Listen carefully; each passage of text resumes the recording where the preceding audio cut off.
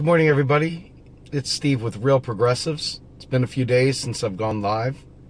I wanted to talk quickly about the fact that we, as a nation, as a movement, as a people, have allowed the distractions and the insane idiocy of not only the Trump administration, but the people in the media and those on social media who have largely just given up the ghost. We have allowed them to distract us from what is important. We've allowed ourselves to get drug around by the nose and focus on all sorts of things that are literally inactionable. They won't help us. They can't help us. They won't produce anything long-lasting. They will not give your children a better future. They will not in any way, shape, or form help your life. They are merely a distraction that allows you to feel like you're doing some fighting, that allows you to feel like you are in the struggle. And in reality, it's keeping you on the sidelines. Now, I've tried countless times, countless ways to approach the things that I feel that are most important, the root causes of these issues. And I've tried to do it both with humor. I've tried to do it with rants. I've tried to do it like I'm doing today, calm, cool, and collected. I've taken any manner of approaches to trying to explain to people that in order for us to ever solve the problems of xenophobia, in order for us to ever get to a point where we eradicate the vast majority of incidental racism, in order to eradicate systemic racism, in order to make the lives of the poor better, in order to give our children hope, and in order to get us away from wars for oil and all the other stuff, we've got to focus on economics, because that is exactly what the root cause of all these problems is. The lie of austerity has been pumped down our throats for so long. The lie of we've got to pinch pennies, we've got to tighten our belts has been thrown on us for so long. The fear of debt has been embedded into our brains for so long that we're resistant to anything that tells us that there's hope in the world, that there's a chance for a better tomorrow. So people will get wrapped up immediately into the conspiracies of some of my other alternative media friends that at the end of the day leads you to absolutely nowhere. It's like doing a maze. You're tracing your pencil and you get to a dead end and you just keep marching face first into the dead end. That's what that stuff is. And for me, I've been doing this for an awful long time, my friends. I've been doing this for a very, very long time. And I have days where I don't want to do this anymore, where I almost hit the close my Facebook account, where I almost just go ahead and throw my phone through a wall, where I just sit there and say, fuck it, why am I doing this? But then I wake up with a renewed spirit and realize that I have children that depend on me doing this. Even if I fail, even if I never succeed, I know that I can look my kids in the eye and tell them that I fought for them. I know that I can look my children in the eye and say, hey guys, I did everything I possibly could. And the bottom line is that we need a new deal. We need a real new deal. And the only way we're ever going to get a new deal is if we make the regular people, the 99%, the bumper sticker people, the hashtag people, the Trump is an orange guy people, understand that the country is not broke, far from it. That fear of debt is just a lie. When we talk about debt, we're not talking about actually borrowing dollars from China or for anywhere else. We're talking about an accounting identity where we made a law that said we got to sell treasury bonds to offset our spending. That's it. Nothing more. They become savings accounts for somebody. And somebody has made people believe that that is something to be afraid of. And until we get past that, we are never going to see radical change. And people will feel very, very self-satisfied that they are the bad. You have all the people that will actually look around and say, I was at that march. I was at this other march. I was at this other march. But they got nothing done. But they can tell their grandkids they went to every march they ever came out.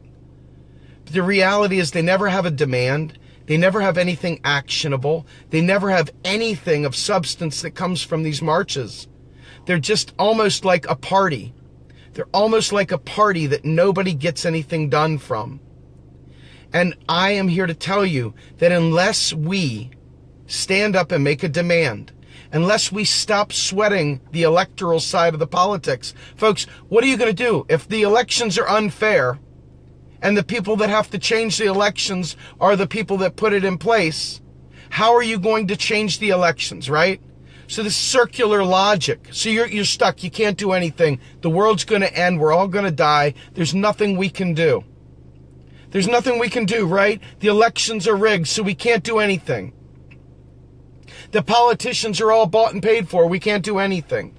This is the constant narrative of many of my friends in the alternative media who don't ever speak of hope, who don't ever speak of actionable change, who never speak of how to make the lives of our children better, who never do anything for us whatsoever other than tell us how dark the sky is and how bleak our existence is and how we got to take to the woods, how we got to start learning how to farm again because the world's going to blow up. We got to do all these things because, oh my God. Folks, I'm sorry that the truth is not as fun as a James Bond's novel. I'm sorry that the truth is not as fun as a conspiracy theory. I'm sorry that when I sell you the truth, it's not as fun as a candy bar. I'm sorry. I am sorry. I wish that I could be on the conspiracy train throwing out a bunch of hashtag politics so I could get 1 million likes, so I could get everybody sharing our stuff, so I could get everybody excited again. But the truth is not as sexy as a conspiracy theory. And the truth, though, however, is the only way to hope, which is the only way to actually make change. So while people are riding around in the I can't do it express, we are dying, and we're going to keep dying. So I want to rattle off a few issues, and then I'm going to be done. Number one, MMT does not say that we don't like taxes. MMT does not say do not tax people. MMT does not say taxes are not necessary. MMT says taxes do not fund spending. So in other words, you don't have to hijack a bill by taxes and say, we're not going to do this unless we pay for it with taxes. Is this crystal clear? Have I made myself abundantly clear that you should not allow people to die without health care because you want to go after taxes when taxes don't pay for health care? Do I need to say that again, or will there be somebody else that tells a lie and tells somebody that we say, oh, we're libertarians, we don't want to tax people? Do we need to say this again? Can we dispel the lies, the evil, the wickedness, the unholy disaster of an abortion of a person that says something like that? We have never said taxes don't matter. What we have said repeatedly is that taxes do matter, but they don't matter for the same reasons that you think they do. Taxes drive currency. Okay? So if the goal is to save lives, then you save lives. If the goal is to tax people into oblivion because you're angry, that is not going to save a single life. Not one. And you probably won't get it passed anyway. So then you just march in place feeling self-satisfied, fist in the air, nothing got accomplished. Do you understand this? Taxes matter. You must tax. Taxes drive currency. Taxes give currency its value. The government is the monopoly issuer of the currency. Therefore, when it taxes in its currency, it forces you to use that currency. Without the tax, there is no value to your currency. It becomes worthless. Do we understand that I did not say that taxes don't matter, that we don't want to tax the rich, that we don't want anything? Is that crystal clear? Anyone that says otherwise at this point, you know, is absolutely lying. They are lying, and a liar is not someone to ever make an excuse for. They're an abomination. The next thing, let's be perfectly clear also. We're not saying you can just print all the money. No one ever says you can just print money, because we don't print money anymore. That's not how it works. The federal government always spends via keystrokes. This is neither extremely cool. This is not James Bond-like. There's no weird, fun, cool thing about it. They simply spend via keystrokes. So when the government says that it's broke, it's lying. The only thing that it can run out of is people's fingers keystroking money in. But we're not saying just keystroke as much money as you want, give everybody $1 trillion and go for it. Nobody is saying that. So if anyone ever says that, you now know they are literally telling a lie. They are a liar. Never make an excuse for a liar. That would be an awful, disgusting, worthless abomination of a person to lie like that. We are simply saying that when you have a trade imbalance, in other words, we're a net importer, to the tune of $500 billion a year. We have massive private debt and lots of savings, offset, leakages. In other words, lots of money that is no longer in circulation. When that happens, you must supplement the money into the economy somehow. You've got to offset the leakage. The only way to do that, since taxes are literally deleted, is for the federal government to spend money. Or, and this is why people that don't know economics drive me crazy, the banks will then make cheap, easy credit for people that can't really make those payments. And then all of a sudden you have predatory lending filling the void of federal spending.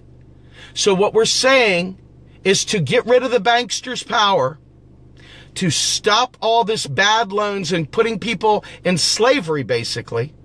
We're saying the federal government needs to remember that its job is fiscal policy, and that means to spend on the 99%. That means to spend on the public purpose.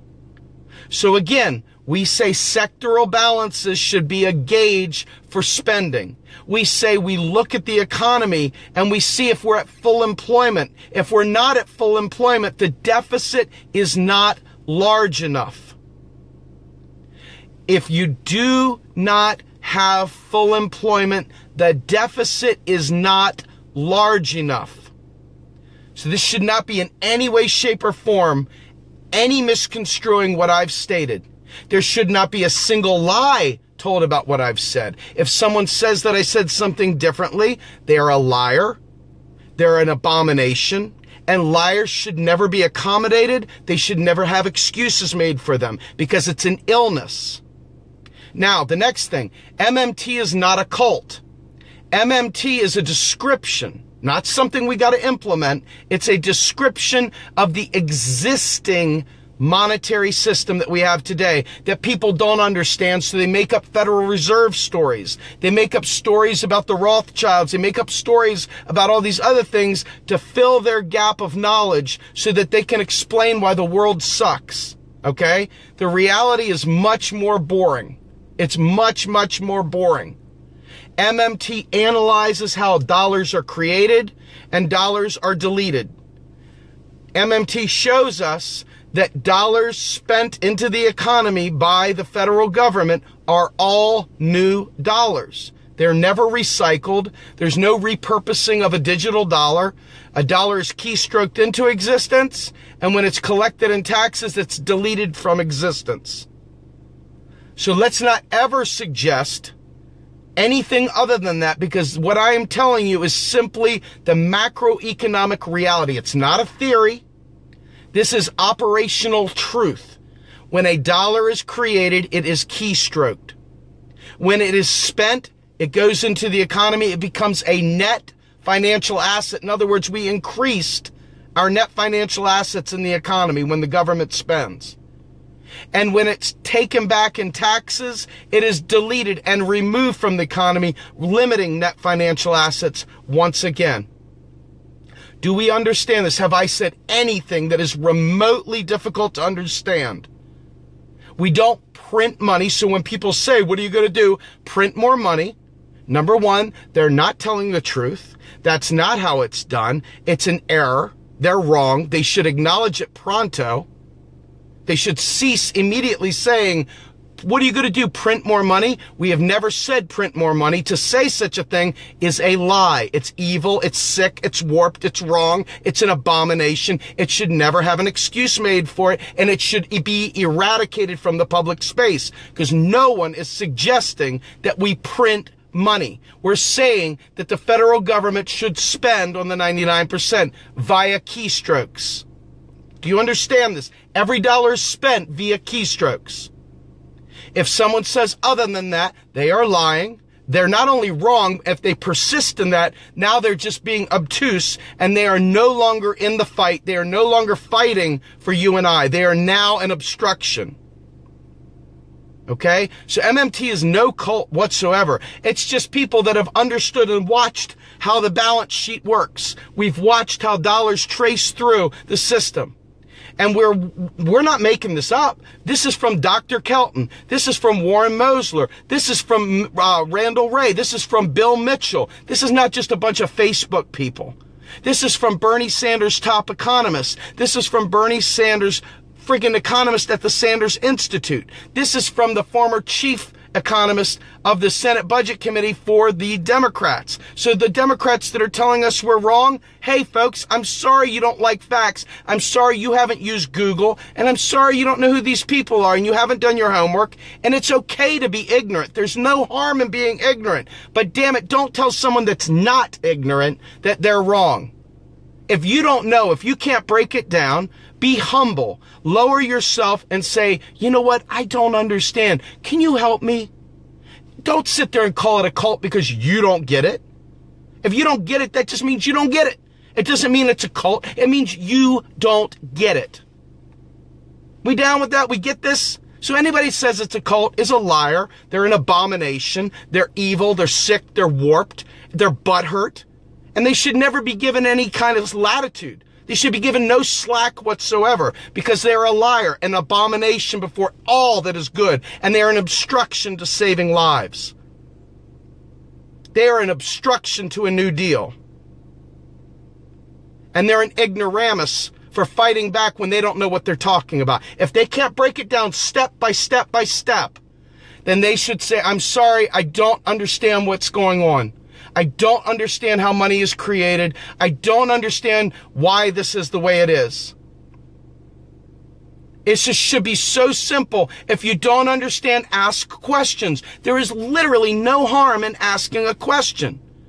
But if you act like you know, and you are wrong, and you are torn down to the nub with truth, accept it and move on.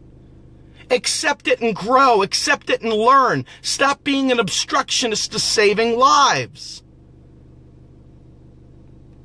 So there are so many more things I could tell you, but I promised that this would be short. It's probably longer than I intended it to be.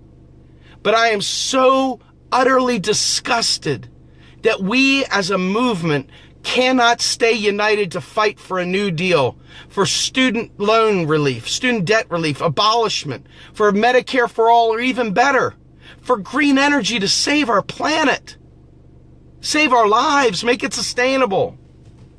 At what point in time will learning be more important than chasing conspiracies that you can't do anything about? You can't do anything about it. Are you going to poison the Rothschilds? Are you going to shoot a blow dart in the neck of Soros? Are you going to sit there and make them slip in the bathtub when they take a shower? What are you going to do? For real? Does it just make you feel good to be powerless? Does it make you feel good to have something you can do nothing about? Does it make you feel good to say the elections are rigged so we can't do anything? Does it make you feel good to say that the politicians are bought and paid for so they won't do anything? Does it make you feel good to feel that powerless? Does it make you feel good to feel powerless? Does it make you feel good to feel powerless? We have the power to force them to do it, even with rigged elections, even with them being bought and paid for. We just have to believe in mass and take to the streets, go to their place of business, go to their town halls, occupy the airwaves. When they lie on television, we call them out for all to see. We don't sit back and go, well, it's just a theory. We don't do something worthless like that. We actually take action and we save lives, and we stop allowing people to tell us that we can't do it and that we're powerless. We stop allowing those people to infect our brains and infect our lives. Those cannot do people, those people that are sitting there spinning yarns about conspiracies so that we're all stuck and sidelined and out of the game and not fighting for the things we need. We must make them irrelevant and not make truth irrelevant. We must band together to make this work for all of us. I'm Steve Grumbine with Real Progressives. Have a great day, everybody.